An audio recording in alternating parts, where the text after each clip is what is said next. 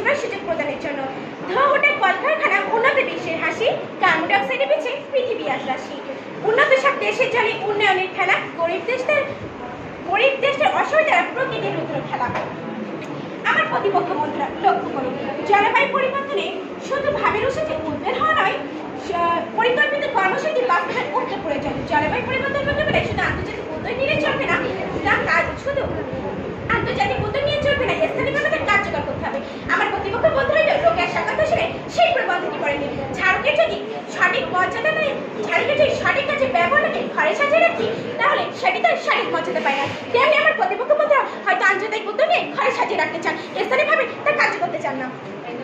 আমার প্রতিপক্ষ বন্ধুরা আমাদের জাতীয় কবি কাজী নজরুল ইসলাম বলেছে, শুধু ভাবের উচিতে উদ্বেগ হওয়া নয়, ভাবের সঙ্গে পরিকল্পিত কর্মসূচি বাস্তবায়ন করা। আমার প্রতিপক্ষ বন্ধুরা জলবায়ু পরিবর্তন মোকাবিলায় শুধু আন্তর্জাতিক উদ্যোগ নিলে চলবে না, স্থানীয়ভাবে কার্যকর করতে হবে।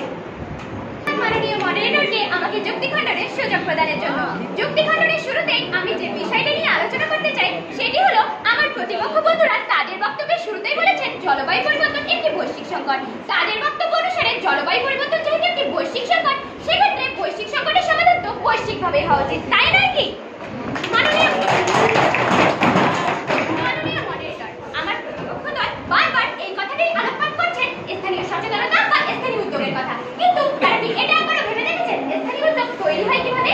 স্থানীয় উদ্যোগ তৈরি হয় সেই দেশের সরকারের মাধ্যমে, আর সরকার সেই কাজটি করে আন্তর্জাতিক সংস্থানের প্রতিনিধি হয়ে, অর্থাৎ আন্তর্জাতিক সংস্থানের প্রতিনিধি হয়ে সরকার নিজ দেশের মানুষকে সচেতন করে। এক্ষেত্রে দেখা যায় যে প্রত্যেকটি কাজে, জলবায়ু পরিবর্তনের প্রত্যেকটি কাজে আন্তর্জাতিক সংস্থানের প্রত্যক্ষ বা পরোক্ষ ভূমিকা রয়েছে। এর থেকে কি আপনারা বুঝতে পারছেন না যে জলবায়ু পরিবর্তনে আন্তর্জাতিক সংস্থানেরই সাহায্য প্রয়োজন?